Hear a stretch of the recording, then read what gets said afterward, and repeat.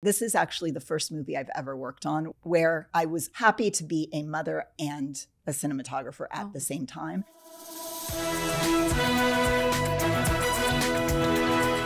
Hello, I'm Jacqueline Coley. Welcome to Scene on the Screen, brought to you by Make It Universal and Rotten Tomatoes, where we talk movies with some of the people behind the scenes at NBC Universal. When entertainment works best, sometimes it opens a window into a world we've never imagined. Other times it shows us a mirror image of our lives and a heightened sense of home. Today, we're going to dig into the question, what have you seen on the screen that has done that? My guest today is Wicked's Director of Photography, Alice Brooks.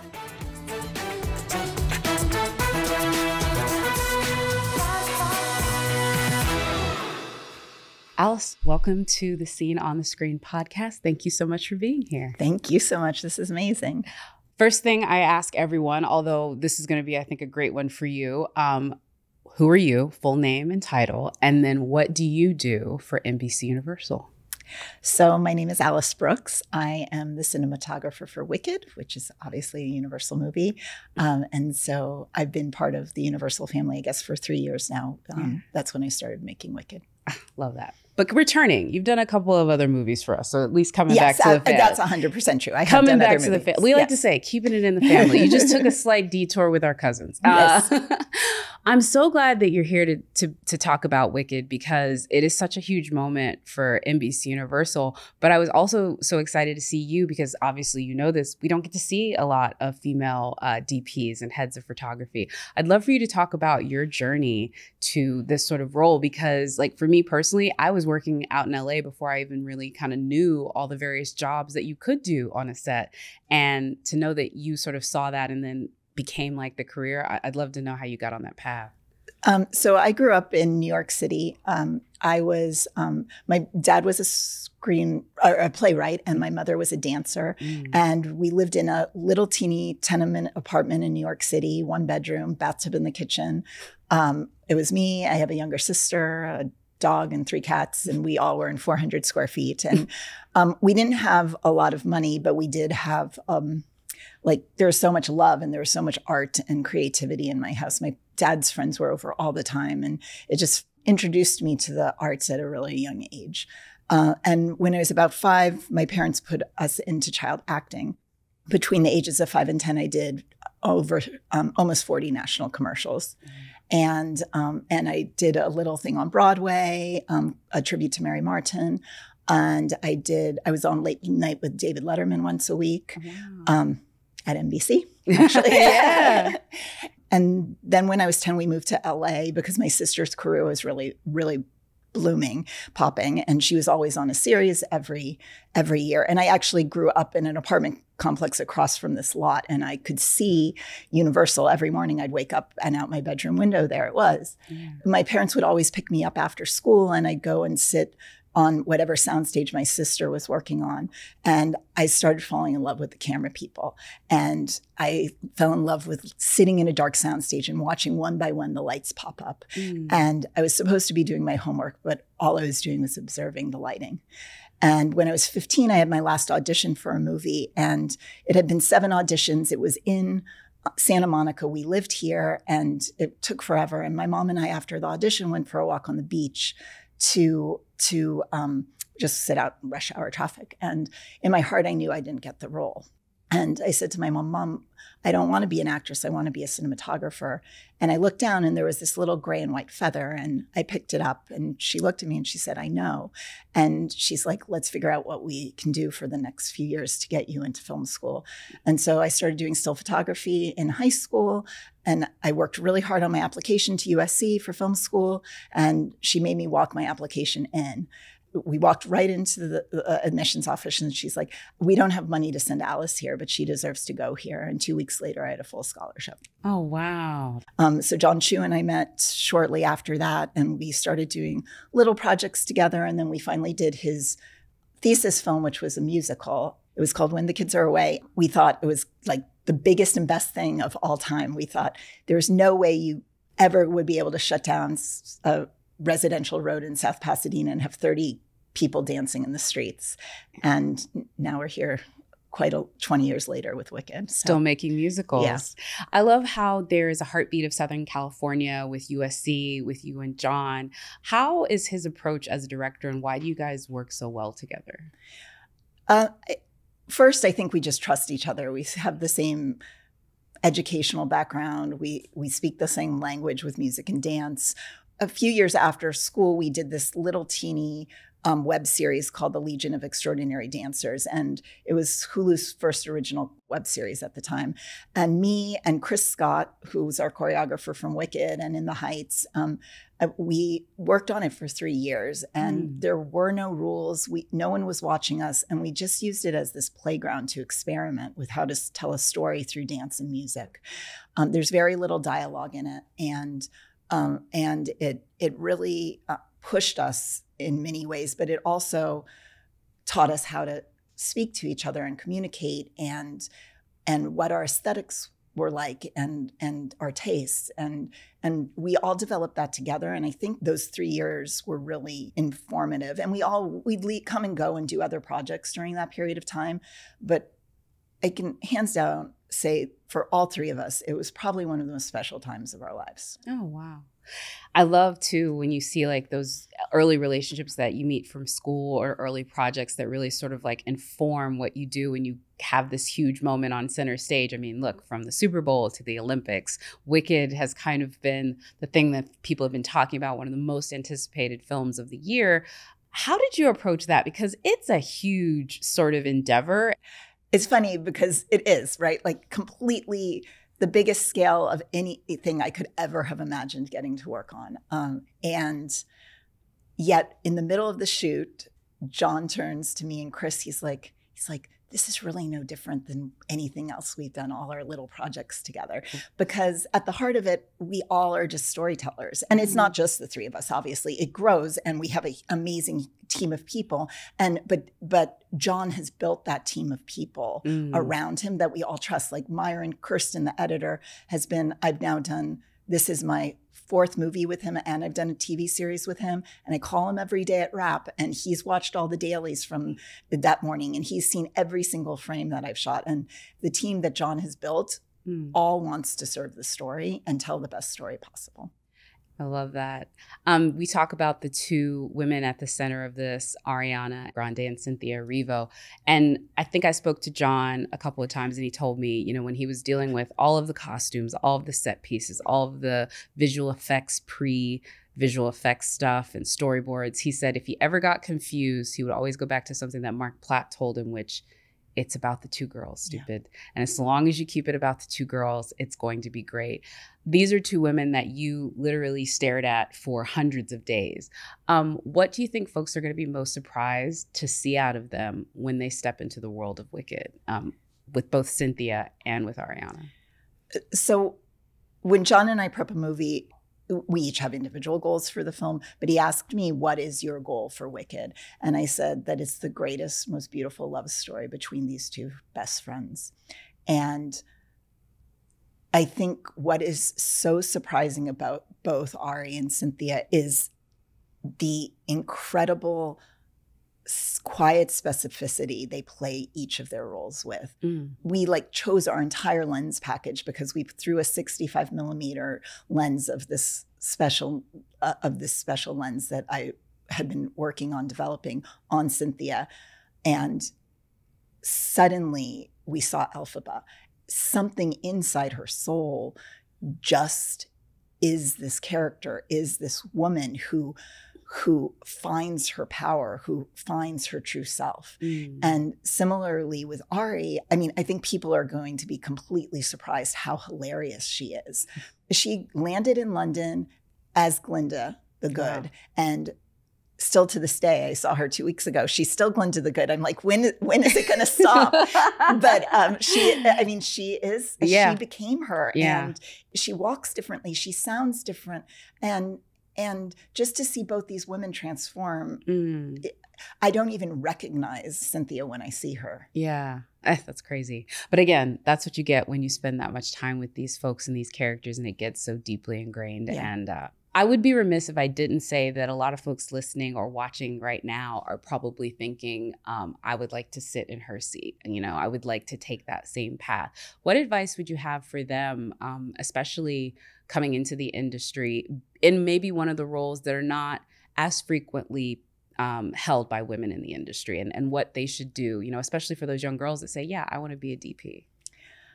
I've always sort of gravitated towards people who hire people of diversity across the board and who are telling diverse stories. John Chu and Mark Platt, both of them, they hire people from every single corner of the world, and men, women, all genders. Or for me, I've never shot a movie as big as Wicked, but there was no question for Mark. He was just, when John said, I want Alice to shoot it, Mark said, of course.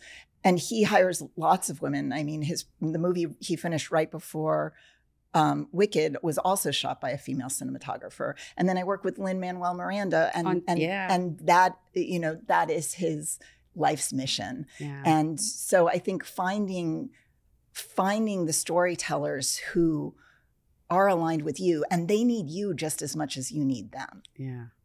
I know you've had a great run. Andrew Garfield, like the entire cast of In the Heights, everyone of Wicked. You've had some nice folks to frame up. Let me just go ahead and say, I really love you sharing all of this, your knowledge and information for it. I do feel this is going to be one of those moments when folks see the work that you've done, seen the colors and how you framed everything up, that they're really just going to feel like so excited to do part 2, but more particularly like, again, maybe wanting to do your gig. I'd like to talk about some of the movies that maybe sort of inspired you. We're going to take a dive into some quotes of things that you've seen on the screen, and you can hopefully maybe tell how they're significant to you or maybe inspired your love of film or, brought you here today. All right. People don't start playing ball at your age. They retire. What's that from? The Natural. Yes. Robert Redford, 1984, The Natural. He looked good in that one, too. That's a great shot in that one, too, with the exploding light bulbs. And the exploding light bulbs actually influence Wicked. So really? But at the end of Defying Gravity, Elphaba flies back down to the Emerald Palace and she says, no wizard that there ever was is ever going to bring me down. And as she sings down, all the lights of Emerald City explode. Wow. And so I was trying to explain to special effects and to the lighting team and everyone what I meant. And I'm like, it's the natural. And we shot in London, and no one knows about American baseball in London.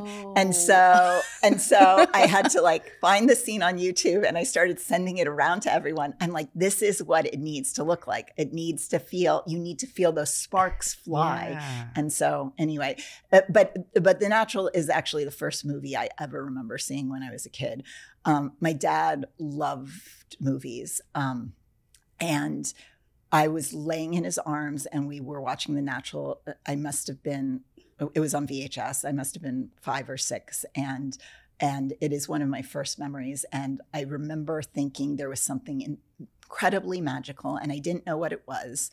And now I know it's the light. I think Caleb Deschanel shot that movie. He is my hero. I just think it is just the most stunning movie I've ever seen. And yeah, it's a really special movie for me. And it's a special movie, period. It's a perfect testament, I think, to the beauty of marrying great camera work, great performance, and great music. Because every memorable moment I've had from that movie, those 3 things are working at a supremely high level, which I guess is the magic of motion pictures. All right, that's a great one. I love The Natural.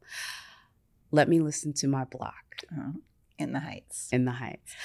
I love the Lin-Manuel Miranda connection too, but I guess being a kid in New York, Broadway has always been something that's beat sort of deep within you, I'm guessing, right? Yeah, I remember the first Broadway show I remember going to was Into the Woods. That's a great one. PBS would air just locked off wide shots of musicals, but that really was where I got to see theater. What's your favorite memory from In the Heights? Because again, I just think of there's so many scenes from that one that are epic, so many dance sequences, so many moments that became instant classics. Like I'm sure you saw the TikToks where everyone's like doing like the different Vanessa, you know, it became like such a moment, you know, it kind of was held back because of the pandemic and maybe people weren't seeing it in theaters, but it's had this whole nother life. And I think it's because it's got indelible moments in it. The line from the movie that stands out for me, and it was sort of the building ground for everything I got to do on that movie, is there's like a bookend where Anthony Ramos Usnavi is telling a story to these kids on the beach, and he says the streets were made of music. And that gave us complete creative freedom to shoot it any way we wanted, because it was New York City. It should feel like Washington Heights, but it's a heightened version of Washington Heights. It is a magical version where the streetlights click to the beat of the music, or there's a spin on the manhole cover. So because we introduced it very slowly and subtly, then we were able to break the entire world and do a dance on the side of a building.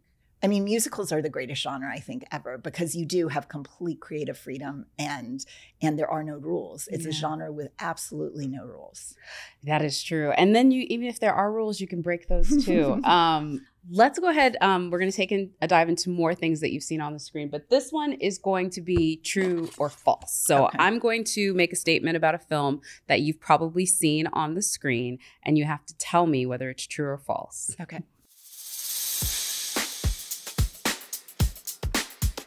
The very first film reviewed on my employer's website, Rotten Tomatoes, was the 1998 dark comedy Friends and Neighbors. True or false? True. It is true. Friends and Neighbors, 1998. Yeah, Rotten Tomatoes, we just celebrated our 25th anniversary last year, which is crazy to think about it, that we've been going on so long with it. What was the very first film that you saw and you were like, this is the best movie ever? Because I know you said you had your early experience with The Natural, but what was like the first one where you like felt you came across something that people didn't appreciate?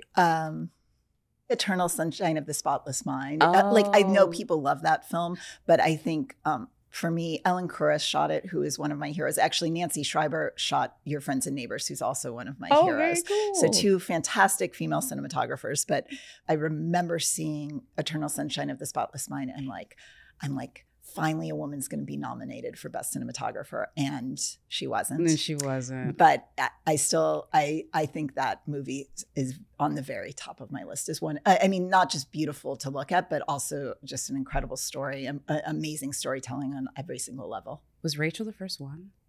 Rachel Morrison was the first woman to be nominated. That's just so sad. But yeah, no, I love Ellen and I love Nancy, and Your Friends and Neighbors is also just a fantastic movie. Oh, it is. And I can't believe that's the first movie. That was the very first movie. Because I mean, you know, it's Rotten Tomatoes has a long history, but technically the first movie was the Jackie Chan movie, because that's what inspired our the creative forces behind Rotten Tomatoes. I love telling this story because it has a deep part of the Asian American cinema experience. It was a bunch of Berkeley engineering students, all three of them Asian, and they were arguing about what was the best reviewed Jackie Chan movie. And they were literally having one of those old school dorm movie fights. And they were like, we're coming up with a system. Wow. And they came up with a system of Rotten Tomatoes. And the rest, 25 years later is history. But yeah, there's Jackie Chan sits at the heart of like what created our site. Or I should say, movie disagreements. You know those, just a few. You went to film school, All right, next true or false question. In order to authentically capture the aesthetic in the 2021 film Tick, Tick, Boom, the crew used real Betacam cameras for all the home video footage. True or false? True. So what was that like for you? So it's amazing because it was Lynn, while we were prepping the movie, Lynn goes, well, we have to shoot on Betacam. And I'm like, I don't know if we can find a Betacam. And he's like, but that's what it would have been. So the opening shot and the closing shot and lots of shots peppered in between, we designed as Betacam shots. Our prop guy found a Betacam that actually, because it also needed to be in camera, but we shot on it. And it was great. I mean, visual effects probably could have made it look like our anything look like Betacam. But the fact that we had a camera from that time period, because Jonathan Larson's friend was a documentary filmmaker and just recorded him constantly. And so we had like something like 75 hours of footage of him that we got to sift through. And because he died before he was famous, his story is captured on that Betacam footage. And so I think it paid tribute to him. It's interesting that you think folks obviously know LinManuel Miranda has incredibly gifted musical talents, but what was it like working with him on his feature film debut? Because that's even a different relationship in general. Working on somebody's first project, I mean, it's so intimidating in a way, but also so intimate. Yeah. On one of my first days of prep, I said to Lin, how involved do you want to be on the technical front? And he's like, I just want to learn everything. Oh. And so he'd go to all the camera tests with me, and he always asked, why did I make that choice? And he just wanted to learn. He's just a sponge for knowledge. So what was, if you could maybe share one of your favorite things that you got to execute on that project? I know it's not, again, it's like you can hop between the things. It's like first she was with John, that's how she meets Lin, and now Lin brings us here. And then in a certain way, now we're back with Wicked. Yeah. I think the swimming pool scene in Tick, Tick, Boom for me was my favorite. We shot in the swimming pool Jonathan Larson actually would swim in every day. And at the very bottom of the pool were these lines that looked like music paper. The tiles for the lane lines looked like sheet music. And I watched Lin suddenly come up with the idea that the music should appear at the bottom of the pool. And that wasn't in the script. And then we had to figure out how to shoot it so that we could see these music notes start to appear at the bottom of the pool for Andrew Garfield. It was all these people figuring out this thing and watching Lin's brain work and start to come together.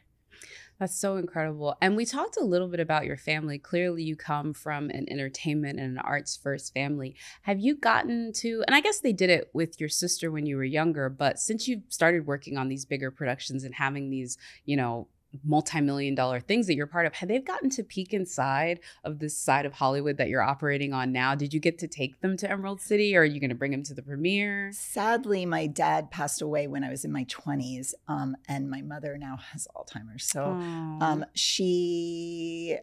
I know she's proud of me. I've shown her the trailer, and so it's just hard. But pre-Wicked, she was in good health, and so we were she knows everything before Wicked. So that, to me, at least, and she did as soon as I had when I was pregnant, as a woman, I was terrified to have a baby in this career. I didn't even tell anyone. I was making a movie with John, and I did not tell anyone. I put on a trench coat.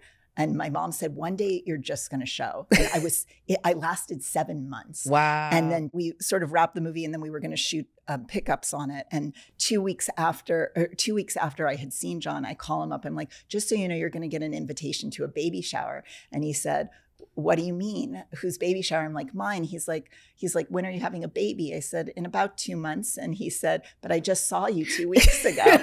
and my mom was wonderful. And she said to me, I will travel with you. I will take care of the baby when you do movies. And so for the first 4 years, my mom would go everywhere with me. And and that was really right around June, when my daughter was born, was sort of like suddenly my career started taking off. And so she got to be on set for that stuff. Oh, I'm glad she got to see all that.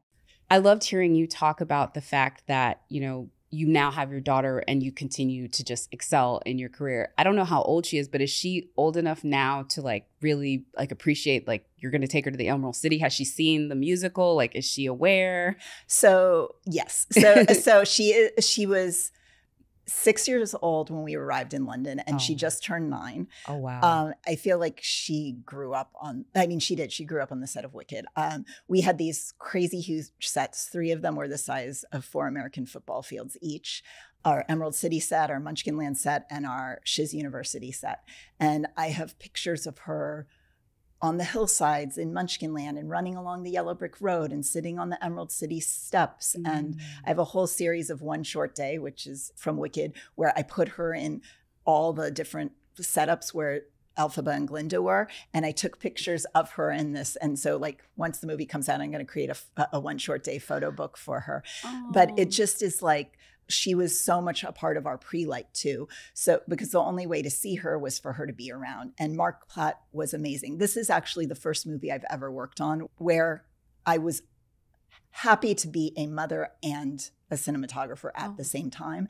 And her nanny would bring her to set all the time. And Mark said to her, she went up the very first day and she said to Mark, "Thank you so much for letting me come to set today." And he's like, "You can come anytime you want." And so every time she said to me, "Mom, I'm coming to set today," and be like, "Oh no, today's not the day," she'd be like, "Mark told me I could." Facts. and so she was there all the time. And so we had these massive sets to light. And they were the most complicated sets I could ever have imagined. And so Saturdays and Sundays, me and the lighting team and some of the camera department would go in and we'd pre-light. And my daughter would come in and she'd stand in for me while I was lighting, or she'd sit in the corner. I'd have a picnic blanket with us and stuff for her to play with. She got to observe the entire filmmaking process. Yeah. And early on during prep, I took her to Paul Taswell's costume workshop. And after we left there, she said, "Mom, I want to be a costume designer." And so we bought her a sewing machine, and now she's been sewing costumes for her Barbies and dresses for her Barbies. And she's getting very into it. And she still says, "I want to be a costume designer and a math teacher." Wicked has influenced her in so many ways. Yeah. And sometimes I go, oh, maybe, it's hard to be a filmmaker, whether you're a man or a woman, and have to leave your children all the time. And in the morning one day, I was leaving to go color time this movie. And she said to me, "Mommy, I'm just really proud of you." And I said, "Why?" And she said, "Because you have a job that you love doing." Oh, that's so sweet. So And the cycle, I hope she gets to do that too, Yeah. And look, you were on that set and your mother encouraged, same thing. And the cycle continues. Yeah. I do love that. That is so sweet. I can't wait to see Costumes by June Spencer. June Spencer. Costumes by June Spencer coming to a theatrical production near you. Yeah. Alice, thank you so much for sharing your career and your stories and just your craft with us today. I can't wait to see Wicked in theaters in November, and then I will be signed up immediately after to see part 2. Again, just thank you so much for being here. Thank you. This was so much fun. I loved it.